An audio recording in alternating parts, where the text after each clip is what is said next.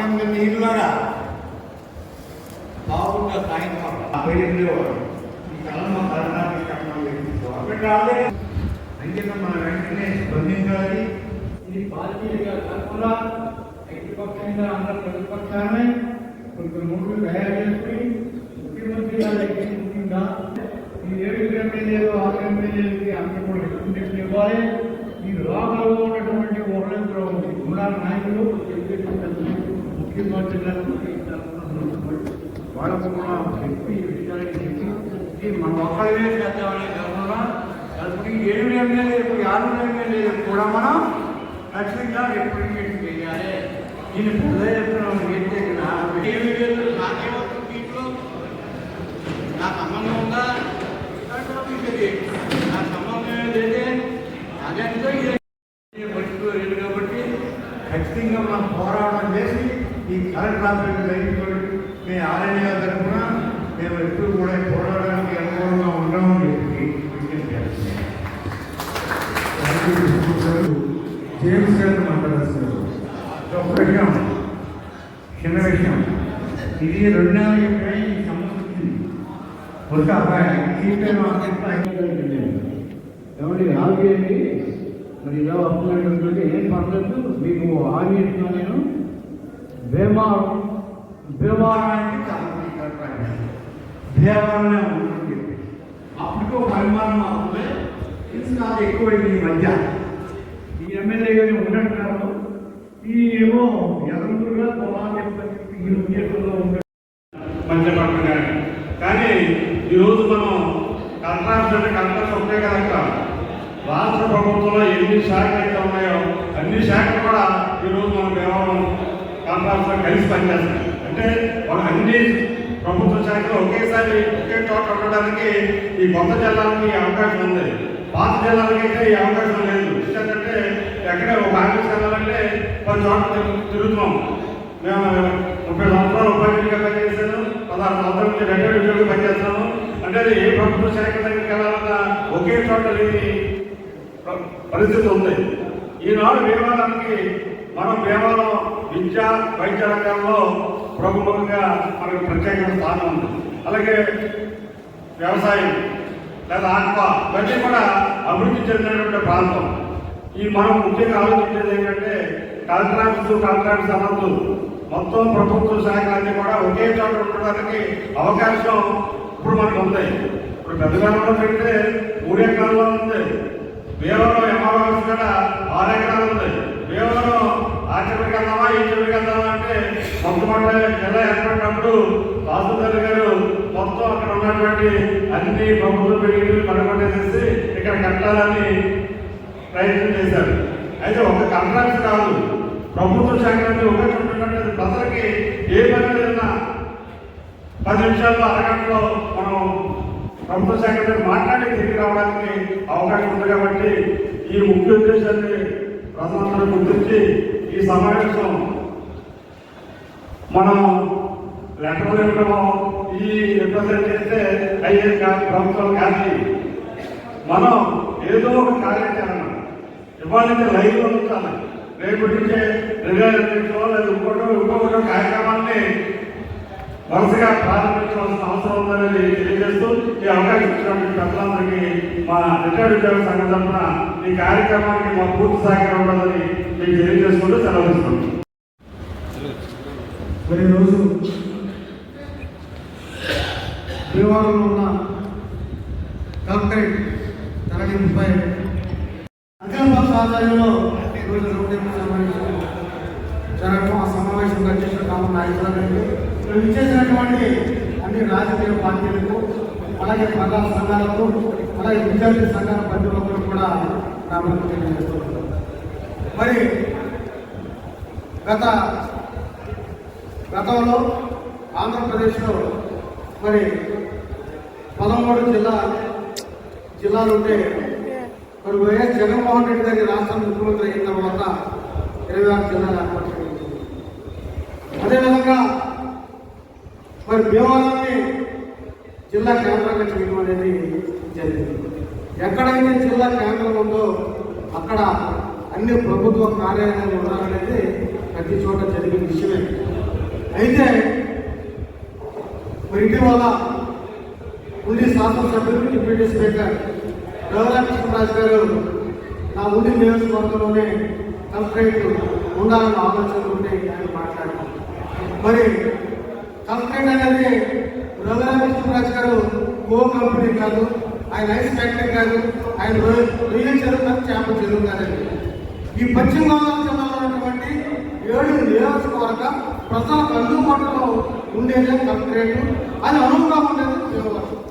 మరి కలెక్టరేట్ని తరలించడం అనేది మరి 7 నియోజకవర్గ జిల్లా అంతా కూడా జిల్లా ప్రజలంతా కూడా వ్యతిరేకిస్తున్నారు. భీమవరంలోనే కలెక్టరేట్ ఉండాలి. దీని మీద మరి ఒక అఖిలపక్ష కమిటీని ఏర్పాటు చేయాలని నేను మరి పెద్దల్ని కోరుతున్నాను.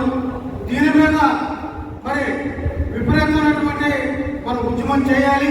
భీమవరంలో కలెక్టరేట్ ఉండేలాగా మనమంతా కూడా కృషి చేయాలని, ఈ రోజు నుంచి అంచెలంచెలుగా ఈ ఉద్యమాన్ని ముందుకు తీసుకెళ్లాలని కోరుతూ ఈ ఉద్యమానికి దళిత సంఘాలు పూర్తి మద్దతు మీకు ఇస్తామని తెలియజేస్తున్నాను.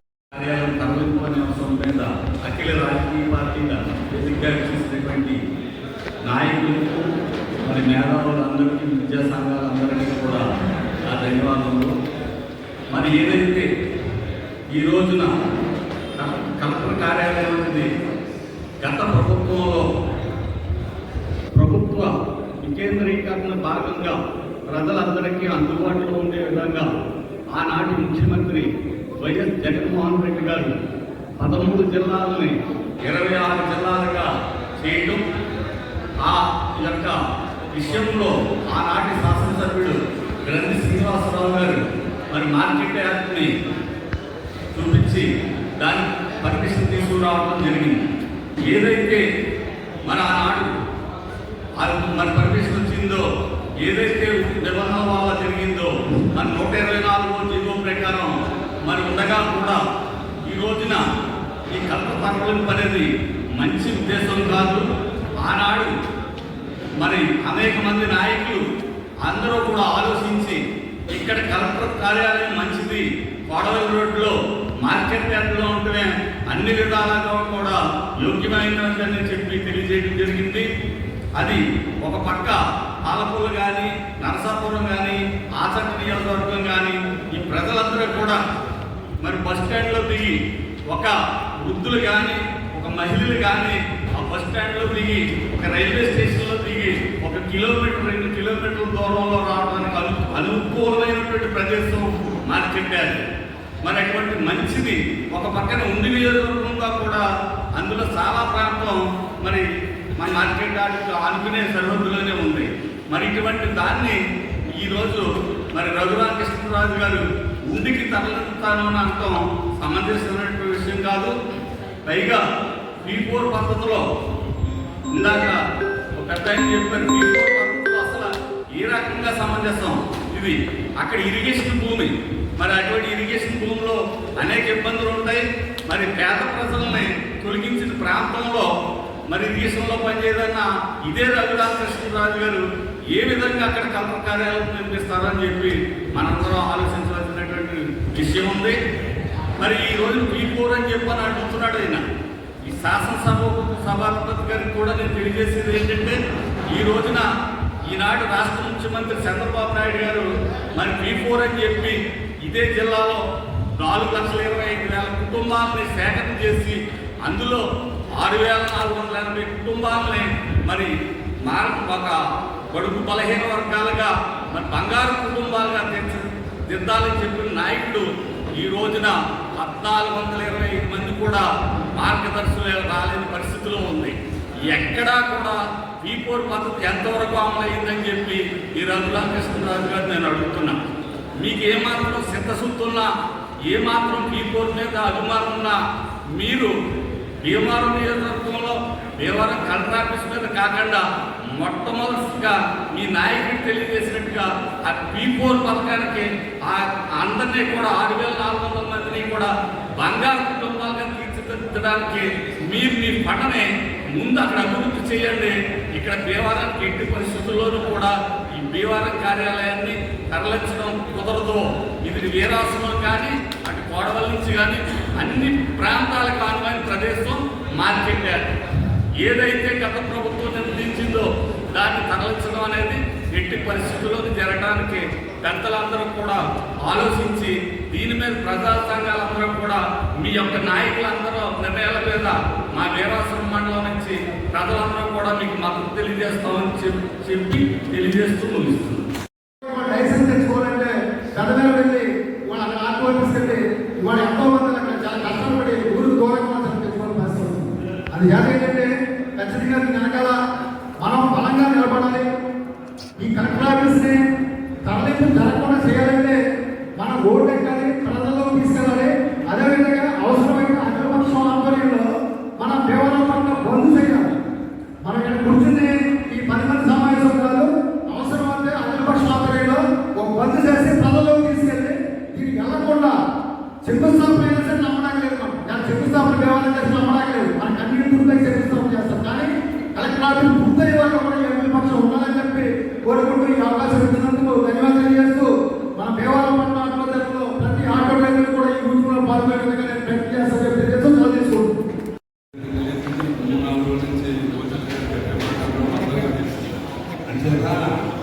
మనకు అందరూ మీరు అందరూ చెప్తున్నారు, అందరూ ఉన్నాం కూడా. అయితే ఏమన్నా బయటకు రాకుండా అలా కూర్చుని ఉన్నారు. అవకాశాలు అందరికీ ఇచ్చి కెమెరాలో బయట కూడా అందరూ ఉద్యమాలు చేస్తామని చెప్పి అన్నారు.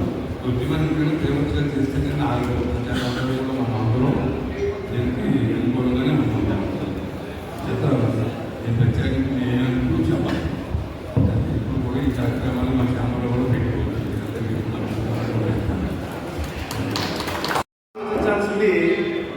మరి ఇప్పుడు ఏదైతే ప్రపోజల్ సైట్ ఉందో మన రఘురామకృష్ణరాజు గారు ఏదైతే ఎక్కడైతే కలెక్టరేట్ కట్టాలి అని ఆయన ప్రపోజ్ చేశారో ముందుగా ఆ సైట్ గురించి కూడా మనం ఆలోచించగలిగినటువంటి అవసరం ఉంది. ఎందుకంటే అది పూర్తిగా కాలువ పోరంబోక్కి సంబంధించినటువంటి సైట్. ఆ ఆర్ఎస్ నెంబర్లు ఏదైతే ఉన్నాయో అవి కాలువ పోరంబోక్ కింద ఉన్నాయి.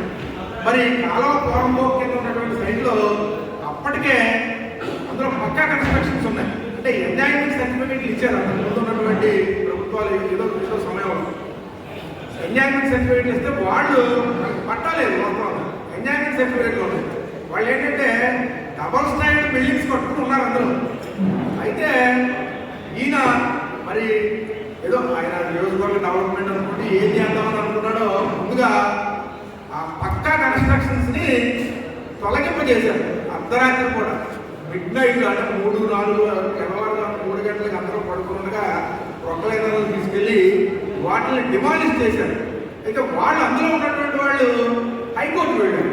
హైకోర్టుకు వెళ్తే హైకోర్టుకు వెళ్ళినప్పుడు ప్రభుత్వం తరఫున గవర్నమెంట్ ప్లేడర్ గారు అందులో ఏమనేసారంటే ఇది కాలువ పోరంబోకు, ఇందులో ఎటువంటి కన్స్ట్రక్షన్స్ని అలౌ చేయము, అందుచేత వీళ్ళకి ప్రత్యామ్నాయం చూపిస్తామని చెప్పేసి గవర్నమెంట్ తరఫున వాళ్ళు మెమో దాఖలు చేయడం జరిగింది.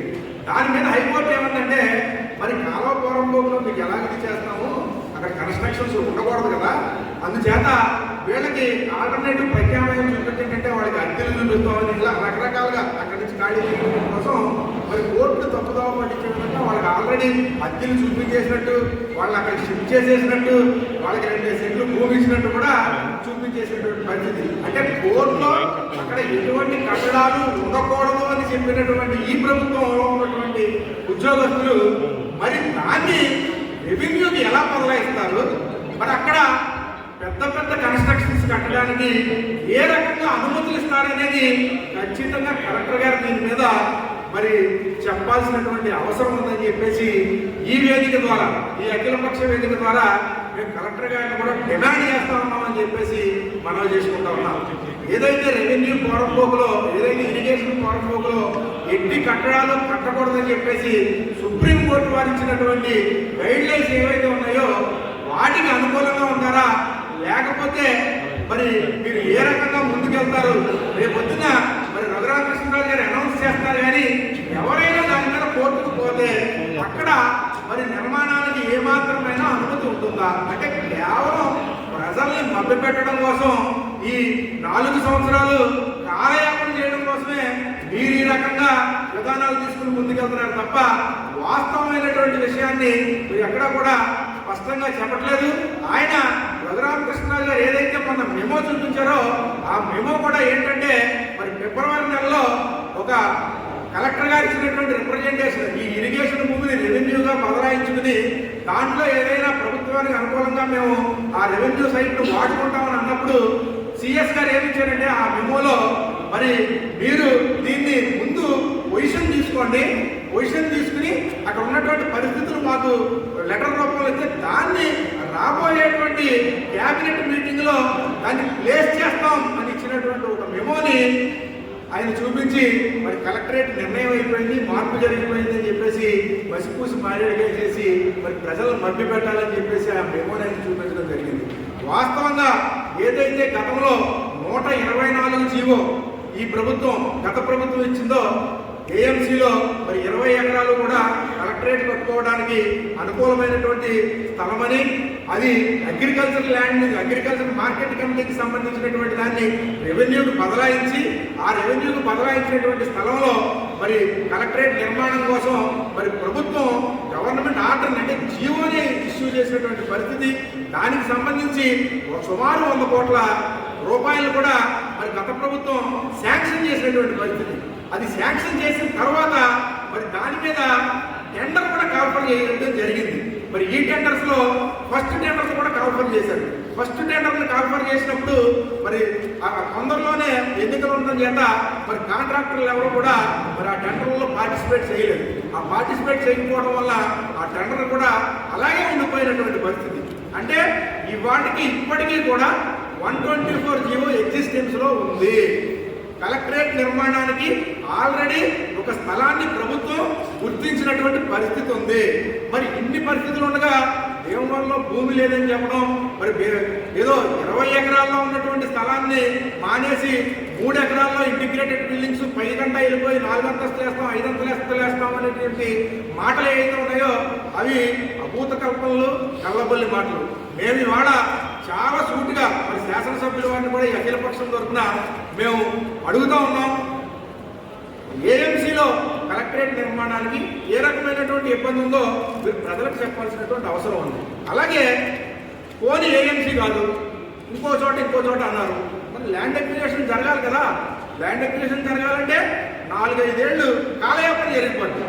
అందుచేత ఏంటంటే ప్రస్తుతం ఉన్నటువంటి దాంట్లో ఏదైతే ఒక్కసారి పిలిచినటువంటి టెండర్ ఉందో మీరు చొరవ తీసుకుంటే, శాసనసభ్యుల గారు చొరవ తీసుకుంటే 100% దాంట్లో మరి రెండో కాలు కూడా పిలిపించి అక్కడ చాలా అత్యంత సమయం తక్కువలోనే ఆ పని పూర్తి చేసినట్టు అవుతుంది. ఎందుకంటే ఆ క్రెడిట్ కూడా 100% ఆయన హయాంలో కనుక దానికి శంకుస్థాపన జరిగితే ఆ క్రెడిట్ ఇప్పుడున్నటువంటి శాసనసభ్యుల వారికి వెళ్తుంది కనుక మేము ఆ క్రెడిట్ మీరే తీసుకోండి, చక్కగా ఆ పనిని పూర్తి చేయండి అని చెప్పేసి అఖిలపక్షం ద్వారా డిమాండ్ చేస్తా ఉన్నాం.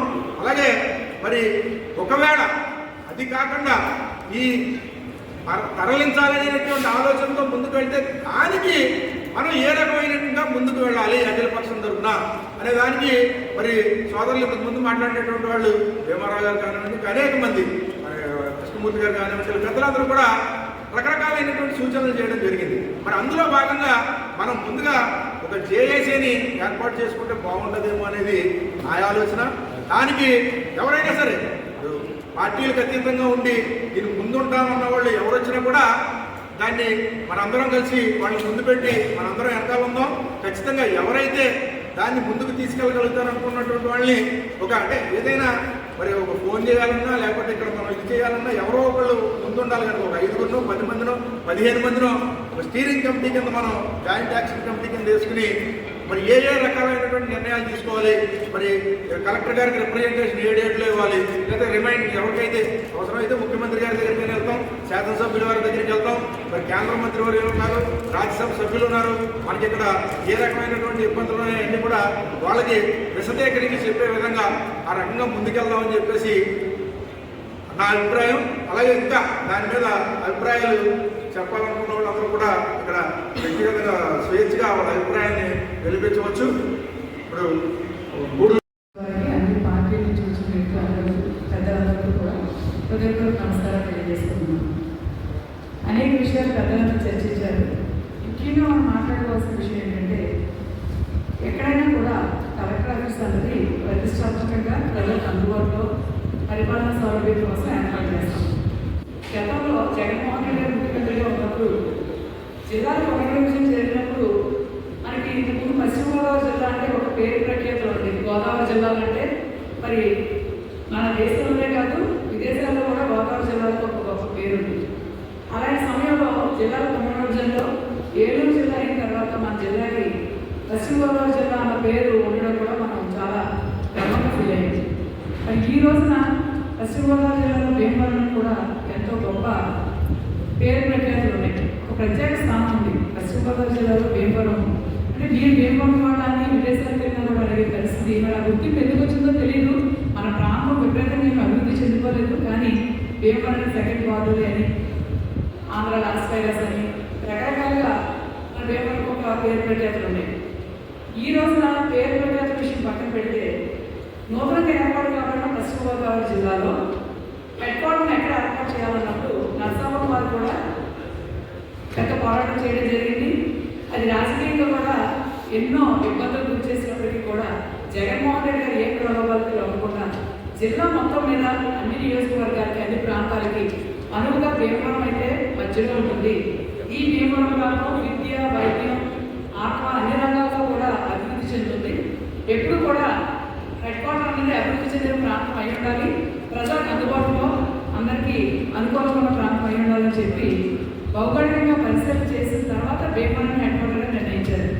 ఆ రోజు నరసాపురంలో బాలన్నప్పటికీ మరి కొన్ని ప్రజా ప్రయోజనాల దృష్ట్యా ఈ నిర్ణయాన్ని తీసుకోవడం జరిగింది. ఆ తర్వాత భీమవరంలో కలెక్టర్ ఆఫీస్ కోసం పరిశీలన చేసినప్పుడు భీమవరంలోని మార్కెట్ యార్డ్ స్థలం 20 ఎకరాలు పైబడి ఉంది. ఇంకా పెంచుకోవాలన్నా కూడా అక్కడ తర్వాత పెంచుకోవడానికి అవకాశం ఉంది. గతంలో పాత కలెక్టర్ మీటింగ్స్ ఎలా ఉన్నాయన్నది మనం పరిశీలిస్తున్నాం. ఈ రోజు కొత్తగా ఏర్పాటు కాబట్టి జిల్లాల్లో కలెక్టర్ ఆఫీస్ని సుందరంగా చక్కగా పార్కింగ్ ఇబ్బంది లేకుండా అన్ని ప్రభుత్వ ఆఫీసులు ఒక చోట ఉండి ప్రజలకు అనుకూలంగా ఉండే విధంగా నిర్మించడానికి ఏ స్థలం అనుకూలంగా ఉంటుంది. అలాగే స్థలం అనుకూలంగా ఉండడమే కాదు, జిల్లాలోని 7 నియోజకవర్గాల ప్రజలు కూడా అనేక పనుల నిమిత్తం అక్కడికి వస్తారు.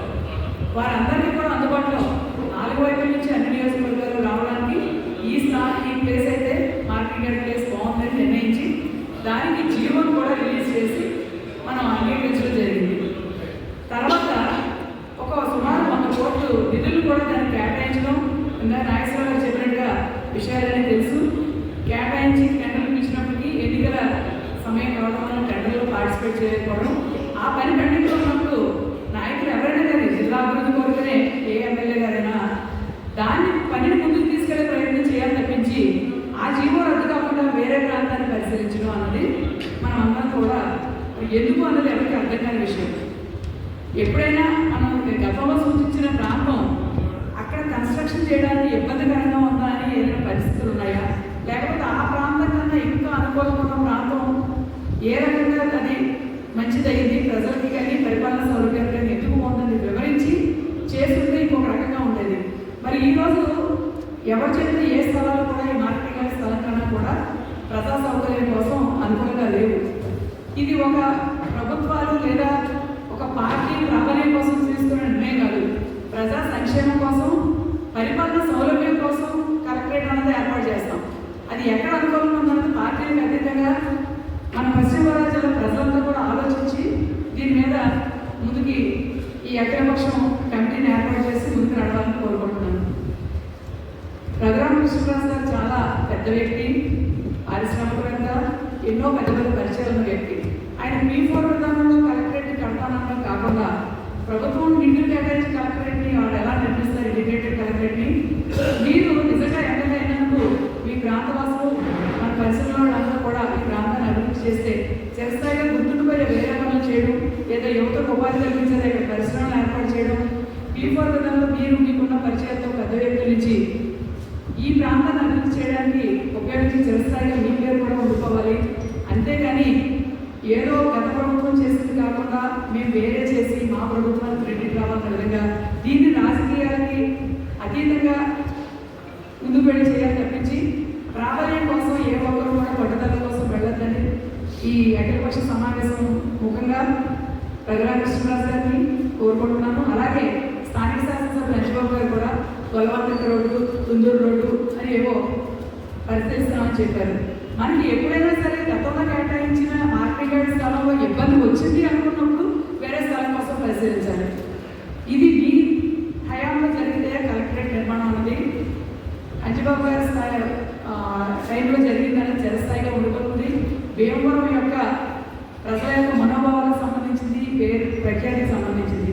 పక్క నియోజకవర్గం గుండి భీమవరం ఒకటే కదా ఏదైనా అని చెప్పి రఘురామకృష్ణరాజు గారు మాట్లాడుతున్నారు.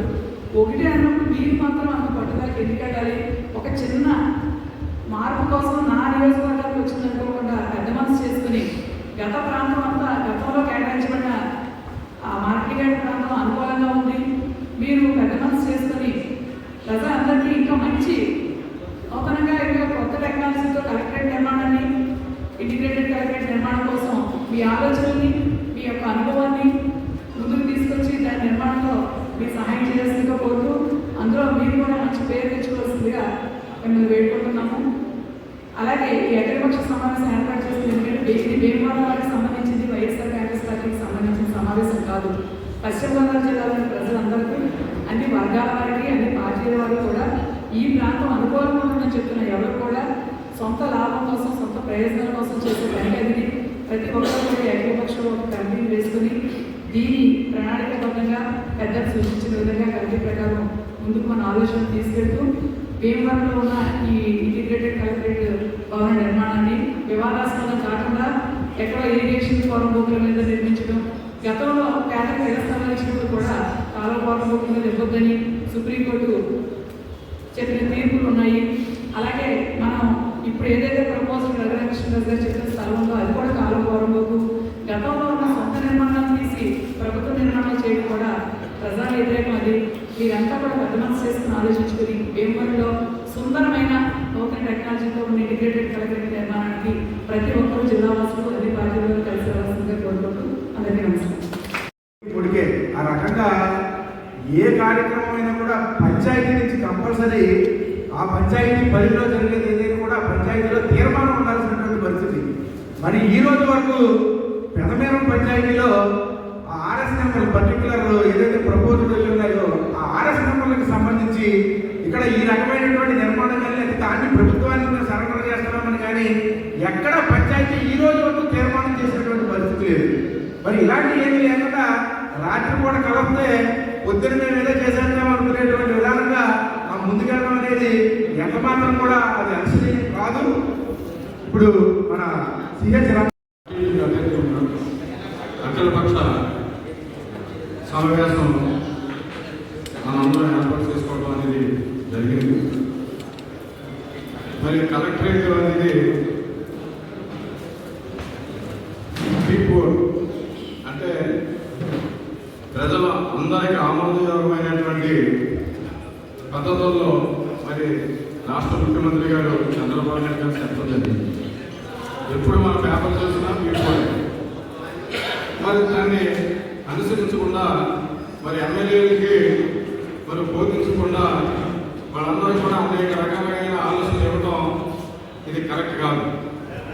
అయినా పశ్చిమ గోదావరి జిల్లాలో ఎమ్మెల్యేలు ఇవ్వకుండా పశ్చిమ గోదావరి జిల్లాలో ప్రజల్లో అలాగే స్వచ్ఛంద సంస్థలో ఇతర రాజకీయ పార్టీలు ఏమైనా ఆందోళన చేయకోకుండా ఆయన ఆ రాత్ర ఏదో కలొచ్చి నేను ముఖ్యమంత్రికి ఇది నివేదిక సమర్పిస్తున్నాను అని చెప్పడం చాలా విడ్డూరంగా ఉంది. మరి 124 జీవో ఉంది. మరి ఆ జీవోని మరి రద్దు చేయకోకుండా ఆ జీవోని పక్కనే పెట్టకుండా రాష్ట్ర ప్రభుత్వం తీసుకోకుండా మరి దీన్ని 124 జీవోలుగా కలెక్టరేట్ తరలించడం అనేది జరగదు. కరెక్టే. మన చుట్టుపక్కల విశాఖపూడేరు కానీ తాడేరు కానీ చిన్నమేరం కానీ మరి మన రాయలు కానీ ఇవన్నీ కూడా కోర్టులో ఉన్నాయి. మన మున్సిపాలిటీలో మనం కనుక్కుందామని అనుకున్నాం. అవన్నీ కూడా హైకోర్టులో అవి మరి వాయిదాలు జరుగుతూనే ఉన్నాయి. అది కూడా చిన్నమేరం కూడా హైకోర్టులోనే ఉంది. హైకోర్టులో దాన్ని మరి రద్దు చేయకోకుండా మరి ఈ కలెక్టరేట్ అక్కడ ఎలా కడదామనేది ఆలోచన ఎందుకు వచ్చిందో చాలా విడ్డూరంగా ఉంది. ఇది కరెక్ట్ కాదు. ఏదైనా మనం పంచాయతీలకు వెళ్ళినప్పుడు అక్కడ మన హౌస్ కట్టాలన్నా లేకపోతే ఇండస్ట్రీ కట్టాలన్నా ఏది కట్టాలన్నా పంచాయతీ తీర్మానం ఉండాలి. పంచాయతీ తీర్మానం లేకపోతే ఆ డిమాలిజేషన్ చేసేస్తారు. ఇది సర్వే ఇది చేసాం, ఇది ఇక్కడ కట్టకూడదని. మరి ఏది లేకుండా ఆయన సొంత నిర్ణయాలు తీసుకోవడం ఇది కరెక్ట్ కాదు. ఏదైనా మనం అఖిలపక్ష సమావేశం ఏర్పాటు చేసుకుని ఇది ప్రజా ఉద్యమాన్ని తీసుకురావడానికి మనందరం కంకణం కట్టుకోవాలి. ఇది ఎలా ఏదో రౌండ్ టేబుల్ సమావేశం ఏర్పాటు చేసుకున్నాం వెళ్ళిపోయాం అనేది కాదు. దీన్ని అన్ని రాజకీయ పార్టీలు, అన్ని స్వచ్ఛంద సంస్థలు, అన్ని మరి ఆ సంస్థలలో నాయకులందరూ కూడా మరి సమావేశంలో కమిటీ మెంబర్లు వేసి ఇది ప్రతిరోజు కూడా ఇది ప్రజా ఉద్యమం చేస్తామని మా సిపిఐ తరఫున పూర్తిగా మేము మద్దతు తెలియజేస్తున్నాం. అఖిలపక్ష సమావేశం చేసినటువంటి వివిధ పార్టీ నాయకులకు మరి పుర ప్రముఖులకు అందరినీ కూడా నా హృదయపూర్వక నమస్కారం అండి. మనకి ఇక్కడ అర్థం కాని విషయం ఏంటంటే కలెక్టరేట్ తరలింది. అసలు ఏ రకంగా తరలిస్తారో ఫస్ట్ మనం ఆలోచన చేసినట్లయితే ఏదైతే మార్కెటింగ్ యాక్ట్లో పెట్టారో జీవో రద్దు కాలేదు. ఏదైతే భీమవరం నియోజకవర్గంలో ఆ నియోజకవర్గంలోనే కలెక్టరేట్ కట్టాలి, ఇతర నియోజకవర్గంలో కట్టడానికి వీల్లేదు. ఈ అంశాలు సరిపోతాయి కలెక్టరేట్ గురించి. అవి ఆయన రద్దు చేయకుండా ప్రభుత్వం నిర్ణయం లేకుండా ఒక పార్టీ నిర్ణయం తీసుకోలేదు, మంత్రిమండలి కూడా ఒక తీర్మానం చేయలేదు. మరి కలెక్టరేట్ ఏ రకంగా తరలిపోతుంది? ఇది ఒక వ్యక్తి అనుకుంటే ఇది సాధ్యమా? సార్ ఆలోచన చేయవలసిన అవసరం ఉంది. ఇది నిజంగా కూడా ప్రభుత్వ నిర్ణయం కాదు, ఒక క్యాబినెట్ నిర్ణయం కూడా కాదు. ఏదైతే ఇరిగేషన్ ఫారం ఉందో దాన్ని మరి ఈ రోజున అక్కడ కలెక్టరేట్ నిర్మిస్తామంటే మరి చాలా హాస్యాస్పదంగా ప్రజలందరూ కూడా మరి చూస్తున్నారు. కానీ ఏంటంటే రాజు తలుచుకుంటే దెబ్బలు కరువు అన్నట్టు మరి వాళ్ళ గుడ్డిదారిని దొంగతనంగా ఈ కలెక్టరేట్ తరలించిపోతారంటే భీమవరం పట్టణ ప్రజలందరూ కూడా ఊరుకోలు ఉద్యమిస్తారని కూడా ఈ సందర్భంగా తెలియజేస్తున్నారు.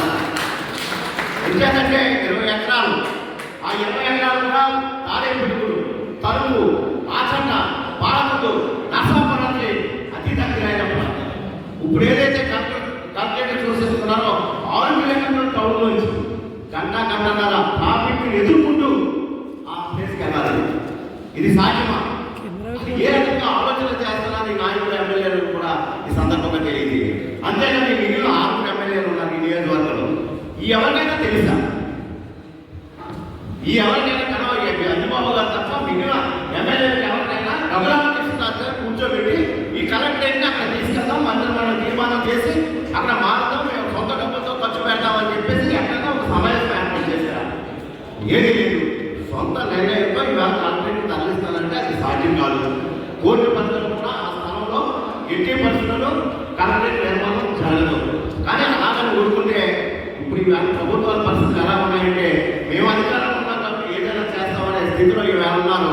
జీవోలు కానీ ఇంకోటి కానీ ప్రజలు కానీ ఏ విధంగా పట్టించుకుంటాం. ఒకవేళ ఆఖరికి మంత్రిమండలి తీర్మానం ఉన్నా కూడా ప్రజా ఉద్యమానికి తలవలసిన అవసరం ఖచ్చితంగా ఉంటుంది. కాబట్టి ప్రజా ఉద్యమం చేపట్టిన తర్వాత ఖచ్చితంగా కూడా ఈ భీమవరం మార్కెటింగ్ యార్డ్లోనే మరి కలెక్టరేట్ నిర్మాణం జరుగుతుంది. కాబట్టి ప్రజలందరూ దీన్ని సహకరించాలి. అంతేకాదు ఇక్కడ భీమవరంలో స్థలం లేదంటున్నారు.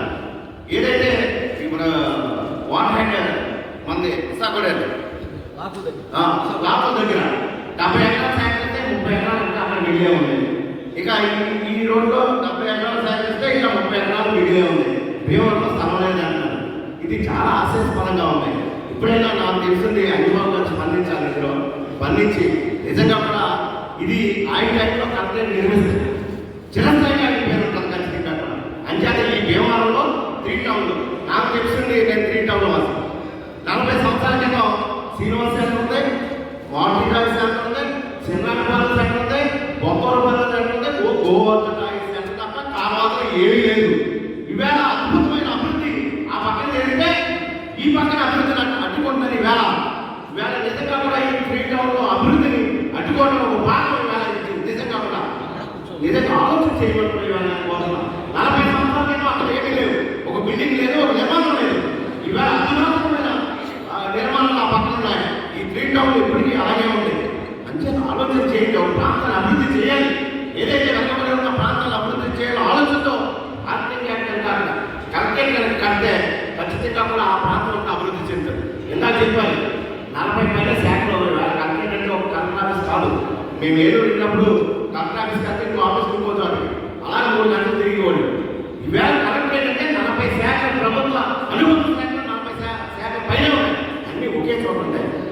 ఎప్పుడు కూడా అక్కడ కలెక్టర్ దగ్గరికి వెళ్తే మిగిలిన ఆఫీస్కి వెళ్ళాలంటే 2-3 నిమిషాల్లోనే అదే ప్రాంతంలో ఉన్న ఇతర ఆఫీసులన్నింటినీ కూడా తిరగడానికి కలెక్టరేట్ ఇవాళ కొత్త రూపకల్పన, ఈవేళ ఏ కలెక్టరేట్ ఎక్కడికి నిర్మాణం జరిగినా కూడా అన్ని ప్రభుత్వ సంబంధించిన శాఖలన్నీ కూడా అక్కడ కట్టడానికే అవకాశం ఉంది. ఇదివరకులాగా ఒక కలెక్టరేట్ ఒక చోట, ఎస్పీ ఆఫీస్ ఒక చోట కాదు, మొత్తం శాఖలన్నీ ఒకే చోట వస్తాయి. కాబట్టి 20 ఎకరాల మార్కెటింగ్ యార్డు ఖచ్చితంగా కూడా అది సరైన అనువైన ప్రాంతం, అన్ని నియోజకవర్గాలకి దగ్గర ప్రాంతం, ఖచ్చితంగా కూడా దాన్ని మార్పు చేస్తాయి.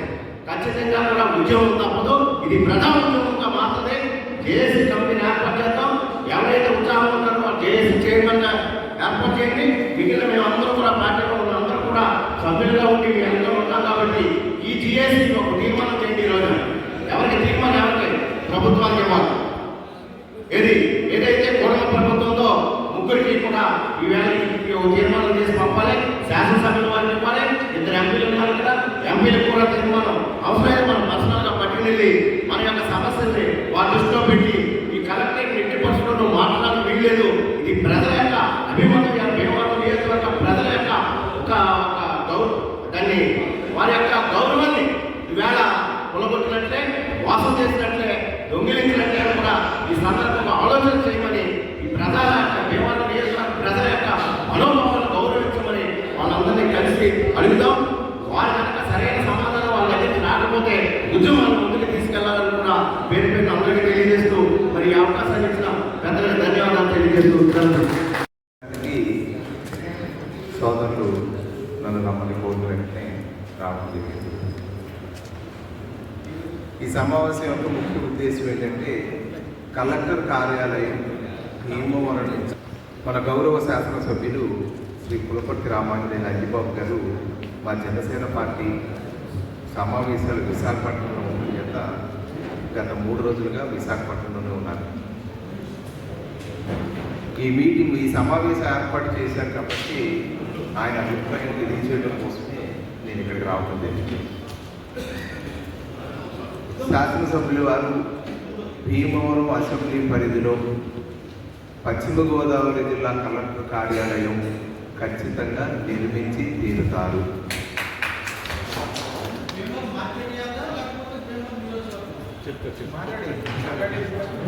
గతంలో 124 జీవో ఇచ్చి మార్కెటింగ్ యార్డ్లో శాంక్షన్ చేయడం అవన్నీ గతంలో పెద్దలందరూ కూడా చెప్పడం జరిగింది.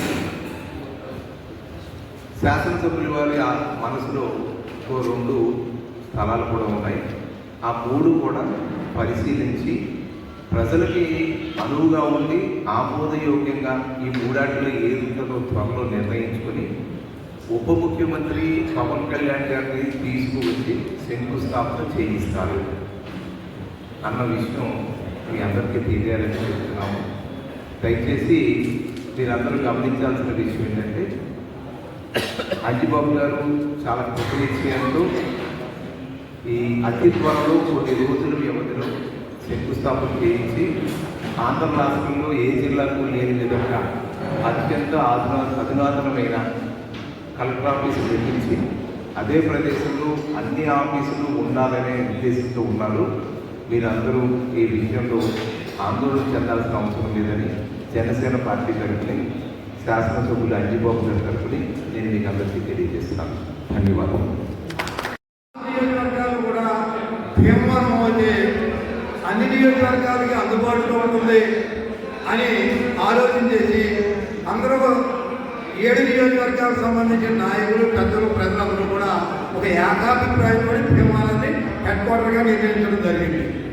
అలాగే పరిపాలనకి అనుగుణంగా భీమవరంలో ఏ ప్రాంతం అయితే బాగుంటుందనే విషయాన్ని చర్చించినప్పుడు భీమవరంలో మార్కెటింగ్ యార్డ్లో ఉన్నటువంటి స్థలం అయితే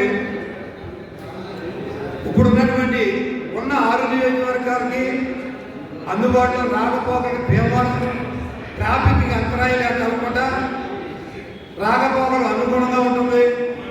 అక్కడ ఉన్నటువంటి స్థలంలో అన్ని శాఖల కార్యాలయాలు విహార్ కూడా అక్కడ నిర్మించుకోవడానికి మంచి అవకాశం ఉంది. ఇంకొక విషయం ఏంటంటే ఇటు జంక్షన్ రైల్వే స్టేషన్ కానివ్వండి, అటు టౌన్ రైల్వే స్టేషన్ కానివ్వండి, బస్ స్టాండ్ కానివ్వండి, అందరికీ భీమవరం పట్టణంలో ప్రతి ప్రజలకి కూడా అందుబాటులో ఉంటుందనే ఉద్దేశంతో ఆ రోజున మార్కెటింగ్ యార్డ్లో స్థలం కేటాయించడం జరిగింది. ఇప్పుడు ప్రభుత్వం మారిన తర్వాత ఇది ఈ కలెక్టరేట్ ఆఫీస్ అనేటువంటిది వేరే నియోజకవర్గాలకి తరలించాలనేటువంటి ఆలోచన ఎక్కడ ఉండిందంటే, ముందుగా మన శాసనసభ్యులు వారు ఇక్కడ కాకుండా ఇంకా 2-3 చోట్ల నేను చూస్తున్నాను అనే మాట రాబట్టి దాన్ని అవకాశంగా తీసుకుని మరి పక్క నియోజకవర్గం నాయకులు అక్కడ స్థలం లేకపోయినా, అక్కడ అనుగుణంగా లేకపోయినా మేము అక్కడ ఏర్పాటు చేస్తామని చెప్పడం జరుగుతుంది. అయితే మన స్థానిక శాసనసభ్యుల వారిని మేము అడిగేది ఏంటంటే, అసలు ముందు మార్కెటింగ్ యార్డ్లో నిర్మించిన స్థలం దానికి సుమారు 100 కోట్ల రూపాయల నిధులు ఏర్పాటు చేసి ఉన్నాయి. ఇవాళకు కూడా ఆ జీవో లైవ్లోనే ఉందన్న విషయం మనందరికీ తెలుసు. మరి మీకు ఎందుకు నచ్చలేదు ఇక్కడ అంటే, ప్రజలందరూ మీరందరూ ఏమైనా మీ కూటమి ప్రభుత్వం తరఫున ఒక సమావేశం ఏర్పాటు చేసి వాళ్ళందరూ వద్దంటే ఏమైనా మీరు నిర్ణయం తీసుకున్నారా? లేదా మీరు ఏమైనా వ్యక్తిగతంగా మీ ఆస్తులు ఏమైనా అక్కడ ఏమైనా పెరిగితే మీకు కానీ మీకు సంబంధించిన వాళ్ళకి కానీ అక్కడ ఏదైనా ఆస్తులు ఏమైనా పెరిగిన తగిన ఆలోచన పడేదానికి నుంచి మార్చాలనుకుంటున్నారా? అసలు మీరు ఎందుకు మౌనంగా ఉన్నారు? అసలు మార్కెటింగ్ యార్డ్లో ఉన్నటువంటి స్థలాన్ని ఇవాళ ప్రహరీ గోడతో సహా, గేటుతో సహా అన్ని అమర్చబడి ఇలా రెడీమేడ్గా ఉంది. ఇవాళ దాని నిధులు కూడా కేటాయింపబడి ఉన్నాయి. మరి దాన్ని ఇమ్మీడియట్లీగా దాన్ని చేసుకుంటే ఒక 6 నెలల్లోనో సంవత్సరంలోనో మనం బ్రహ్మాండమైనటువంటి నిర్మాణం చేసుకోవచ్చు. వాళ్ళు మిమ్మల్ని భీమవరం ప్రజలు మీరు ఏ పార్టీలో ఉన్నప్పటికీ కూడా 3 సార్లు మిమ్మల్ని ఎమ్మెల్యేగా నెక్కించిన విషయం అందరికీ తెలుసు. అది అన్నిసార్లు మిమ్మల్ని ఎమ్మెల్యేగా నెక్కించారంటే మీ మీద ప్రజలకు ఉన్నటువంటి విశ్వాసాన్ని మీరు ఒకసారి గుర్తు తెచ్చుకోమని కోరుతా ఉన్నాం. ఇవాళ ప్రజల యొక్క మనోగతాన్ని దెబ్బతీయొద్దు. ప్రజల యొక్క ఆలోచన వాళ్ళ అందరికీ వాళ్ళని రాయలవాసి నేను వాళ్ళు RRR గారు కట్టాలన్నది మా ఇంటికి చాలా దగ్గర. అయితే వ్యక్తిగతంగా వాళ్ళు ఆలోచించకూడదు. ఎవరైనా సరే నాకు లాభం జరుగుతుందో లేదా నా బంధువులు లాభం జరుగుతుందనే విధానం కాకుండా ప్రజలందరికీ, నియోజకవర్గంలో ఉన్న ప్రజలందరూ అది ఎప్పుడైనా ఏమో కోరుకుంటారో దాన్ని ఆలోచన తీసుకుని సత్వరంగా ముందు మీరు ఏదైతే చెప్తున్నారో భీమవరంలోనే ఉంటుంది అని చెప్తున్నారు తప్ప దాన్ని నేను కరెక్ట్గా భీమవరంలో నియోజకవర్గంలో ఉన్నటువంటి స్థలం నచ్చకపోతే ఎందుకు నచ్చలేదు, అక్కడ కడితే ఏమైనా ఇబ్బందులు ఏమున్నాయి, మార్కెటింగ్ యార్డ్లో కడితే దానికి ఏమైనా అవాంతరాలు ఏమైనా ఉన్నాయా అని మీరు చెప్పండి ఖచ్చితంగా స్పెసిఫిక్గాను. అప్పుడు ప్రజలందరికీ అర్థమవుతుందని చెప్పి తెలియపరచుకుంటున్నాం. ఇంకొక విషయం ఏంటంటే, మరి RRR గారు చెప్తున్నారు ఆయన ఎప్పుడో 30 సంవత్సరాల నుంచి రెవెన్యూ మన ఇరిగేషన్ పోరపోకలో ఉన్నటువంటి ఎంజాయ్మెంట్ పట్ట పొందినటువంటి వాళ్ళని బలంగా అర్ధరాత్రిగా లేపి తొలగించి ఆ కట్టడాలని ఇరిగేషన్ పోరంబోకులో ఏ కట్టడం ఉండకూడదు అనేటువంటి గైడ్లైన్స్ ఆధారంగా మీరు వాళ్ళని అక్కడి నుంచి తొలగించడం జరిగింది. మళ్ళీ మీరు భవనం అదే జోన్లో భవనం కడతానంటే అంటే మీరు చట్టాన్ని ఎలా పడితే అలా మార్చుకుంటారా?